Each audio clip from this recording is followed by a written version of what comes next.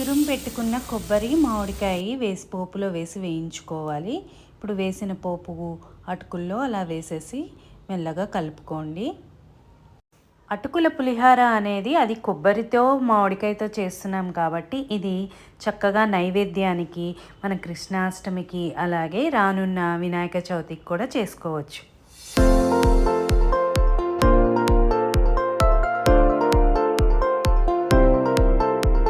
Please like, share and subscribe to Nike's Kitchen for more videos.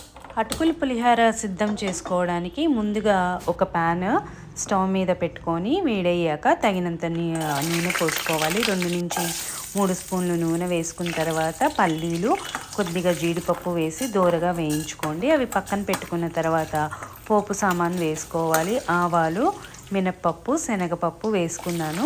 అవి వేగుతున్న సమయాన లాస్ట్లో కొద్దిగా ఇంగువ, పచ్చిమిర్చి, ఎండుమిరపకాయలు కూడా వేసి, కరివేపాకు కూడా వేసి కొద్దిగా దూరగా వేయించుకోండి. మీడియం సిమ్లో పెట్టుకొని ఆఫ్ చేసేసుకోండి. తర్వాత 2 కప్పుల అటుకులు తీసుకున్నాను నేను. గట్టి అటుకులేనండి ఇవి. ఒక 2 గ్లాసుల నీళ్లు పోసుకొని శుభ్రంగా వాష్ చేసుకోవాలి. వాష్ చేసుకున్న తర్వాత వచ్చే వాటర్ అంతా స్ట్రెయిన్ చేసేసుకొని ఒక 2 నిమిషాలు పక్కన పెట్టేసుకోండి.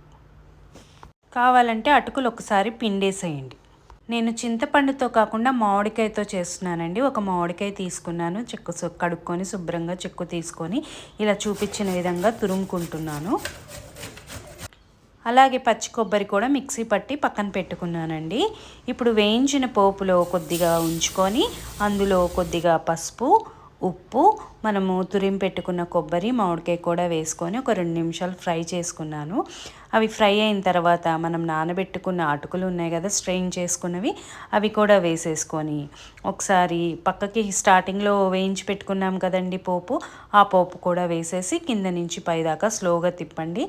గట్టి అటుకులే వాడండి, మెత్తటి అటుకులు కాకుండా. సో అప్పుడే పులిహార అనేది పొడి పొడిగా వస్తుంది. కొబ్బరి, మామిడికాయ వేసి ఇలా అటుకులతో పులిహార చాలా బాగుంటుందండి. సింపుల్గా అయిపోతుంది. ఈ వినాయక చవితికి ఒకసారి ఇలా ట్రై చేసి చూడండి. సో వినాయక చవితి పూజా హడావిడిలో ఎక్కువ ప్రసాదాలు చేసే బదులు వినాయకుడికి అటుకులంటే ఇష్టం కాబట్టి ఇలా ట్రై చేయండి. నచ్చితే లైక్ చేయండి, షేర్ చేయండి, సబ్స్క్రైబ్.